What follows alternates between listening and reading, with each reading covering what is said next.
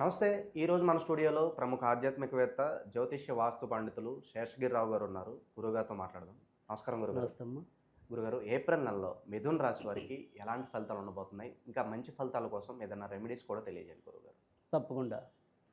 ఈ మిథున రాశి వారికి అయితే కనుక కొద్దిగా మిశ్రమ ఫలితాలు అనేది ఎక్కువగా కనపడుతున్నాయి. ఎక్కడ మిశ్రమ ఫలితాలు ఉన్నాయి, ఎక్కడ మెరుగైన ఫలితాలు ఉన్నాయి, ఈ రకంగా మనం ఒకసారి తెలుసుకునే ప్రయత్నం అనేది అయితే చేద్దాం.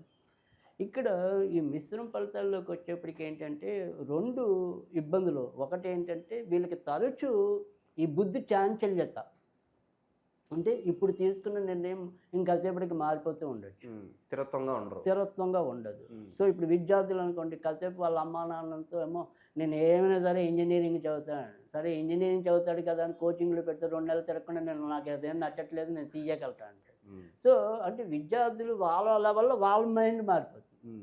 ఇక్కడ ఉద్యోగస్తులు అయితే కనుక వాళ్ళకి ఏంటంటే ఉన్నట్టుండి ఈ ఉద్యోగం మార్చేస్తే ఎలా ఉంటుంది అనిపిస్తుంది, కొత్త కంపెనీకి వెళ్తే బాగుంటుందేమో అనిపిస్తుంది. సో అంటే ఈ నిర్ణయాల మీద ఎవరికి సరైన అవగాహన, సరైన ఆలోచన లేకపోవటం, సో దానివల్ల కొంత ఇబ్బంది తెచ్చుకోవటం అనేది. సో ఇక్కడ మనం ఏంటంటే ఆ బుద్ధిని నియంత్రణ చేసుకోవటం అనేది ప్రాథమికంగా ఈ నెలలో వీళ్ళు పడాల్సిన జాగ్రత్త.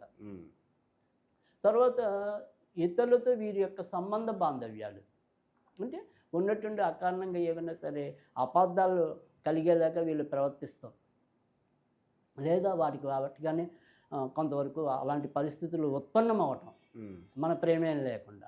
అంటే ఏదైనప్పటికీ కూడా ఇటు ఇరుగు పొరుగు వాళ్ళు అవ్వచ్చు, మన తోడబుట్టిన వాళ్ళు అవ్వచ్చు, మన సంబంధ బాంధవ్యం కలిగిన వాళ్ళు అవ్వచ్చు. సో వీళ్ళతో ఏదైనా సరే మధ్య మధ్యలో పొరపక్షాలు వచ్చే అవకాశాలు అయితే ఉన్నాయి. కానీ ఏదైతే మనం ఇందాక మొదట్లో చెప్పుకున్నాం, సరే ఈ పొరపక్షాలు ఇలాంటివి కొన్ని మనకి చెప్పి వస్తున్నాయి, కొన్ని చెప్పకుండా వస్తున్నాయి, అంటే మన ప్రమేయం లేకుండా కూడా వస్తున్నాయి. సో దాన్ని మనం అంత రెమెడీ అనేది అలాగే లాస్ట్లో మనం చూసుకుంటాం. కానీ ఈ బుద్ధి అనేది మాత్రం కొద్దిగా మంచిగా పెట్టుకుంటే, అంటే నాకేది అవసరం అనేది డైవర్ట్ అవ్వకుండా ఉంటే, లేదా ఇతరుల యొక్క ఇన్ఫ్లుయెన్స్ లేకుండా చూసుకుంటే.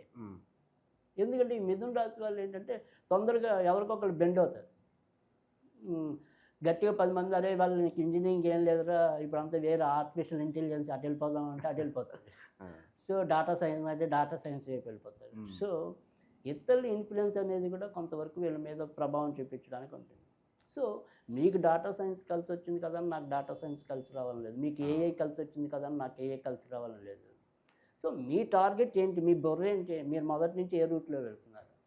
సో దాని పట్ల మీరు కనుక ఏకాగ్రతగా ఉంటే, ముఖ్యంగా ఎప్పుడైతే మనకి లాభస్థానంలోకి రవి ఏప్రిల్ 13 నుంచి వస్తాడు చక్క ఓచలోకి, సో అక్కడి నుంచి చాలా అద్భుతంగా ఉంటుంది.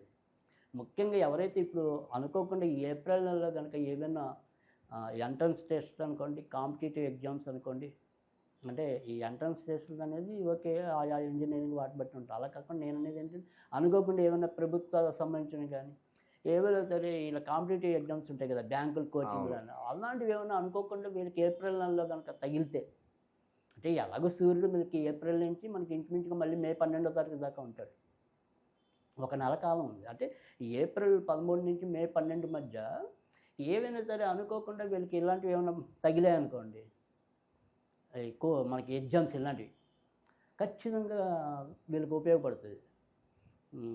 ఎందుకంటే వీళ్ళలో కొద్దిగా అప్పుడు ఆ టైంలో కొద్దిగా ఈ బ్రెయిన్ కూడా కొద్దిగా ఏమంటాం స్పీడ్గా పనిచేయటం, స్పార్క్నెస్ అంటాం కదా, సో అది వేగంగా పనిచేస్తుంది. మనకి ఇవన్నీ కూడా ఏమవుతుందంటే కాంపిటేటివ్ ఎగ్జామ్స్ అన్నింటిలో కూడా మీకు ఉండేవేమో సింపుల్గా వస్తుందంటే కానీ దాని మీద బోలంత బొర్రెట్టాల్సి వస్తుంది. అంటే మనం ఎంత వేగంగా టైంకి అలర్ట్ అవుతామో దాన్ని బట్టి మన యొక్క సక్సెస్ రేట్ అనేది ఉంటుంది.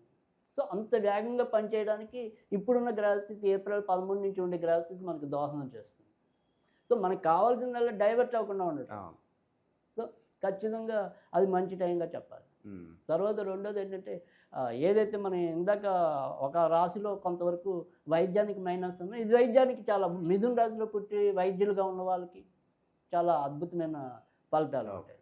తర్వాత ఎవరైనా సరే కొద్దిగా ఈ పరిశోధనాత్మక అంశాల్లో ఉన్న వాళ్ళు, అంటే ఏదైనా రీసెర్చ్ చేసేవాళ్ళు, అలాంటి వాళ్ళకి కూడా ఇది చాలా మంచి టైం ఏప్రిల్ 13 తర్వాత నేను చెప్పేది. సో ఏప్రిల్ 13 దాకా కొద్దిగా మీడియంగానే ఉంటుంది. గురుగారు, ఎవరైనా కొత్తగా వ్యాపారాలు మొదలు పెట్టాలనుకున్నప్పుడు ఏ రంగాల్లో వీళ్ళు పెట్టుబడులు పెడితే మంచి లాభాలు వస్తాయి అంటారు ఈ మాసం? రైట్. ఇక్కడ మిథున రాశి వాళ్ళకి వచ్చేప్పటికి ముఖ్యంగా వీళ్ళకి ఏంటంటే ప్రజలకి నిత్యావసరాలుగా ఉండేవైతేనే ఎక్కువ ఉపయోగం ఉంటాయి. అంటే ప్రజలకి నిత్యావసరాలు అంటే కనుక మెడికల్కి సంబంధించినవన్నీ కూడా పనికొస్తాయి. Any type of education institutes అన్నీ కూడా పనికొస్తాయి. తర్వాత వచ్చేప్పటికి కూడు అంటే తిండికి సంబంధించి అంటే క్యాటరింగ్ అని, సో చిన్న చిన్న హోటల్స్ అని, టిఫిన్ సెంటర్లు అని, ఇలాంటి తిండికి సంబంధించి అది ఫస్ట్ కూడు.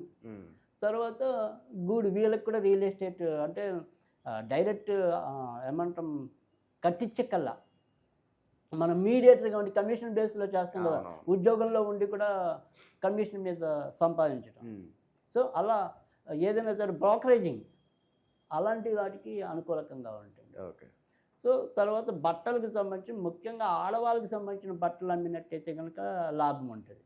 మగవాళ్ళకి మన టెక్స్టైల్స్ కన్నా కూడా లేడీస్ టెక్స్టైల్స్ అయితే కనుక ఇంకొద్దిగా పోషాకరంగా ఉంటుంది. కనుక ఈ రకమైన వ్యాపారాలు అయితే కనుక తప్పకుండా ఈ మిథున రాశి వాళ్ళు మొదలెట్టుకుంటే. రెండోది ఏంటంటే సాధారణంగా మిథున రాశి వాళ్ళు అధిక శాతం మంది ఉద్యోగాల్లో ఉన్న ఎక్కడొక్కడ రెండో సంపాదన కోసం వెతుకుతారు.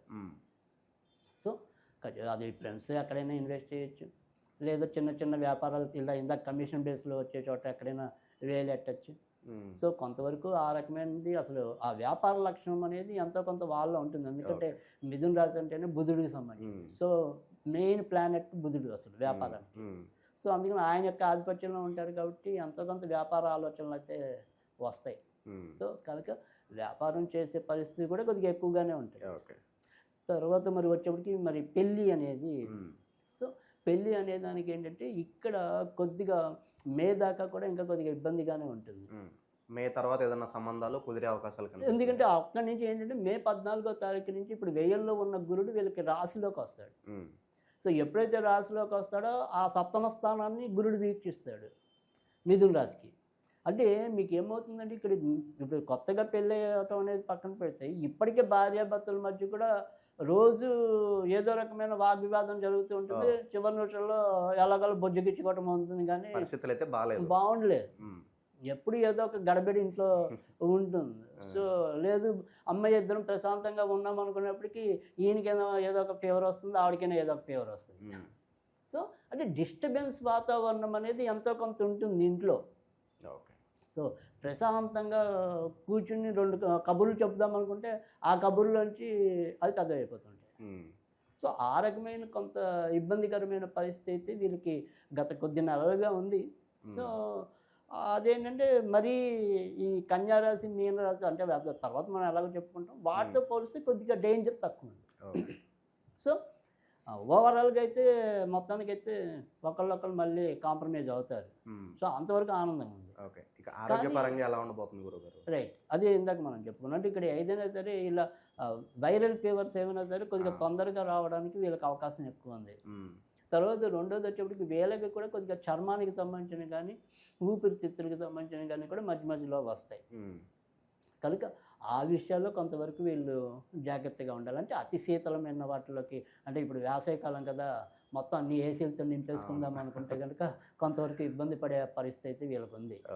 తర్వాత రెండోది వచ్చేప్పటికి ఏంటంటే ఇక వైరల్ ఫీవర్స్ అనేది మన చేతుల్లో ఉండవు కదా. బట్ కొంతవరకు వీళ్ళకి ఆ వాతావరణ మార్పు వల్ల వచ్చేవి ఏవైతే రోగాలు ఉంటాయో అవి కొంతవరకు వీళ్ళ మీద ప్రభావం చూపించడానికి ఉంటుంది. బట్ అంతకు మించి మరి ప్రాణ సంకటాలు అయితే ప్రస్తుతానికైతే మిథున రాశికి అయితే లేవు. ఓకే గురుగారు, అలాగే ఈ కోర్టు సమస్యలతోనూ భూమి వివాదాలతోనూ ఇబ్బంది పడుతున్న వాళ్ళు ఉంటారు కదా, సో వాటి నుంచి బయటపడడానికి ఎంతకాలం పట్టొచ్చు అంటారు ఈ రాశి వాళ్ళకి? అంటే ఇంకా కొద్దిగా పడుతుంది. ఎందుకంటే ఇక్కడ ప్రస్తుతం ఏదైతే ఇలాంటి తగాదాలకి వాటికి కారకుడైన వాడు కుజుడు అనుకోండి. ఆ కుజుడు ఇప్పటికే తన శత్రు రాశి అయిన మిథున రాశిలో ఉన్నాడు. తర్వాత కూడా మళ్ళీ ఇంకొక నెల అంటే జూన్ ఆ టైంకి వచ్చేప్పటికి నీచంలోకి వస్తాడు. అప్పుడు బాగుండదు. అంటే వీళ్ళకి మిథున రాశికి లాభాధిపతి కుజుడు అనమాట. సో ప్రస్తుతం ఆ కుజ సంచారం అనేది అంత ఆశించినంత మంచిలో లేదు. సో దానివల్ల ఏంటంటే యావరేజ్గా చెప్పాలి అంటే కనుక జూలై 14వ తారీఖు దాటిన తర్వాత నుంచి క్రమంగా మంచి రోజులు రావటం అనేది ఉంటుంది. కానీ బట్ అప్పటిదాకా అన్ని మందకోడిగానే ఉంటాయి కోర్టుకు సంబంధించిన వ్యవహారాలు. సో ఆ వ్యవహారాల్లో మరీ అంత పురోభివృద్ధి అయితే ఉండదు. గురుగారు ఇంకా మెరుగైన ఫలితాలు పొందడానికి ఈ రాశి వారికి మంచి రెమెడీస్ ఏమైనా ఉంటే తెలియజేయండి ఈ నెల. తప్పకుండా. ఎందుకంటే మనము ఇందాక చెప్పుకున్నాం మెయిన్ ఏంటంటే ఇప్పుడు గురుడు వ్యయస్థానంలో ఉండటం అనేది కొంతవరకు వీళ్ళకి అది లాస్. అంటే అవును. ఈ ఉద్యోగాల్లో వాటిలో కూడా ఒకసారి అనుకోని ఇబ్బందులు రావచ్చు. అవును. తర్వాత మోయలేని భారాన్ని మొయ్యాలి. అంటే ఇప్పుడు సపోజ్ ఉద్యోగం పోదు, కానీ ఆ ఉద్యోగం పోకపోయినా 10 మంది పని వీళ్ళ మీద పడుతుంది. సో భారం పెరుగుతుంది, లాభం తగ్గుతుంది. అవును. సో అందుకని అలా చూసినప్పటికీ కూడా గురుణ్ణి సరి చేసుకోవటం అనేది ఒకటి. తర్వాత రెండోది వచ్చేప్పటికి ఏంటంటే మనం మొదట్లో చెప్పుకున్న ఏదైనా సరే ఇతరులతో వీరి యొక్క సంబంధ బాంధవ్యాలు మెరుగ్గా ఉండటం కోసం, అంటే అకారంగా ఊరికే పొరపచ్చాలు రావటం ఇలాంటివి లేకుండా, సో వాటిని అన్నింటిని మనం దృష్టిలో పెట్టుకుని ఇప్పుడు ఏదైనా సరే ఈ రెమెడీ అనేది ఏంటంటే వీళ్ళు ఈ నెలలో ఎక్కువగా దత్తాత్రేయుడికి సంబంధించినవి చేసుకోవాలి. సో దత్తాత్రేయ పంజర స్తోత్రం అని చాలా అద్భుతమైన స్తోత్రం ఉంటుంది. సో అది రోజుకి ఒకసారి చదివితే చాలు.